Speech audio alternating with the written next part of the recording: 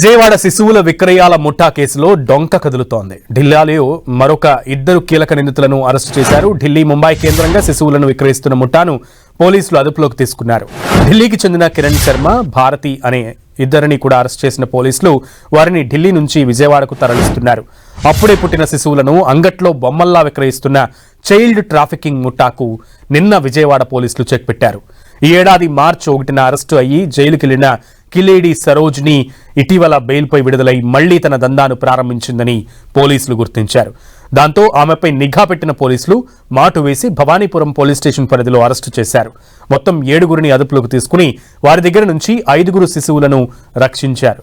ఢిల్లీలోని కిరణ్ శర్మ, భారతి అనే ఇద్దరు వ్యక్తుల నుంచి రోజుల పసికందులను కొనుగోలు చేస్తున్న సరోజిని తెలుగు రాష్ట్రాలకు తీసుకొచ్చి కావాల్సిన వారికి ఒక్కో శిశువును 5 లక్షల రూపాయల చొప్పున విక్రయిస్తున్నట్లుగా పోలీసుల విచారణలో తేలింది.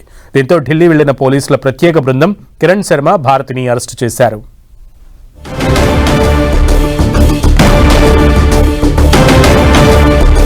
ఢిల్లీకి చెందిన కిరణ్ శర్మ, భారతిని ఇద్దరిని కూడా అరెస్టు చేసినట్లుగా తెలుస్తోంది. తీగలాగితే డొంకంతా కదులుతోంది ఈ చైల్డ్ ట్రాఫికింగ్ ముఠాకి సంబంధించి. పూర్తి సమాచారం మా ప్రతినిధి విజయ్ చంద్రన్ అడిగి తెలుసుకుందాం. Ravichand, updates please. సునీల్, విజయవాడ కేంద్రంగా జరుగుతున్న ఏదైతే చిన్నపిల్లల విక్రయ ముఠా మొత్తానికి గుట్టు రట్టు అయితే విజయవాడ పోలీసులు చేశారు. నిన్ననే దీనికి సంబంధించి విజయవాడ పోలీస్ కమిషనర్ రాజశేఖర్ బాబు మొత్తం కూడా మీడియాకి స్పష్టం చేశారు. అయితే ఈ ముఠాకు సంబంధించి ఢిల్లీలో ఉన్న కీలక నిందితులు ఎవరైతే ఉన్నారో వారిని కూడా అరెస్ట్ చేయడం జరిగింది. వారిని కొద్దిసేపటి క్రితం అరెస్ట్ చేశారు. కిరణ్ శర్మ, భారతి అనే ఇద్దరిని కూడా కీలక నిందితులను అరెస్ట్ చేశారు. వారిని తీసుకొస్తూ ఉన్నారు విజయవాడకి ఢిల్లీ నుంచి. అయితే దీనికి సంబంధించి బండి సరోజిని అనే కీలక నిందితురాలు విజయవాడ కేంద్రంగా ఈ ముఠా మొన్న మార్చిలోనే వీరు ఒకసారి పట్టుబడ్డారు.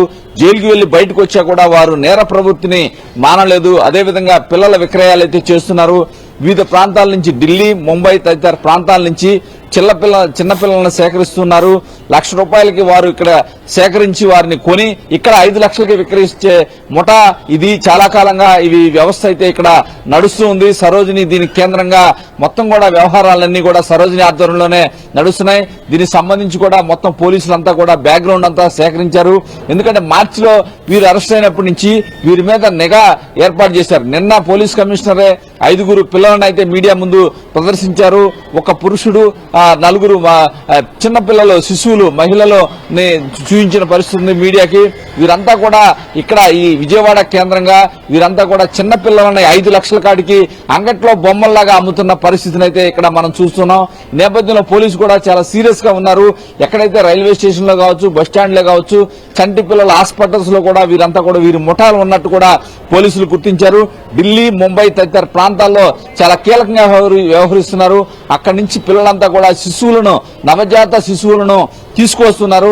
₹1,00,000 వీరు ఏదైతే సరోజిని ముఠా కొంటుంది, ఆ ముఠా కొన్న పిల్లల్ని 5 లక్షల కాడికి ఇక్కడ అమ్ముతున్న పరిస్థితిని పోలీసులు అయితే ఎంక్వైరీలు తెలిసింది. మరింత పెద్ద ముఠా ఏమైనా దీనికి వెనక ఉందా అనేది కూడా పోలీసులు విచారణలో తెలియ అవకాశం అయితే మనకు కనిపిస్తుంది. ఇప్పుడు ఢిల్లీలో ఎవరైతే ఇద్దరుని అరెస్ట్ చేశారో కిరణ్ శర్మ, భారతి, వారు కనుక విజయవాడ వచ్చిన తర్వాత ఇక్కడ పోలీసులు ఎంక్వైరీ చేసిన తర్వాత మరింత కుట్రదారులు ఎవరున్నారు, దీని వెనక ఉన్న రాకెట్ ఏమిటి, ఎవరెవరు పెద్ద అస్సం ఎక్కడ ఉంది, ముంబై, ఢిల్లీలో ఎవరెవరు ఉన్నారు వీరు వెనక అనే విషయాలైతే మరిన్ని రాబట్టే అవకాశం అయితే పోలీసులు చెప్తున్నారు. వారు పోలీసులు విచారణ చేసిన తర్వాత దీనికి సంబంధించి అవసరం అయితే వేరే రాష్ట్రాలు, ఢిల్లీ కావచ్చు, మహారాష్ట్ర పోలీసుల సహకారాన్ని కూడా తీసుకుని దేశవ్యాప్తంగా ఉన్న ఈ ర్యాకెట్ ని ఛేదించే విధంగా కూడా విజయవాడ పోలీసులు అయితే ప్రయత్నాలు ప్రారంభించారు. Sunil. Okay Ravichandra, thank you. అందరికీ నమస్కారం.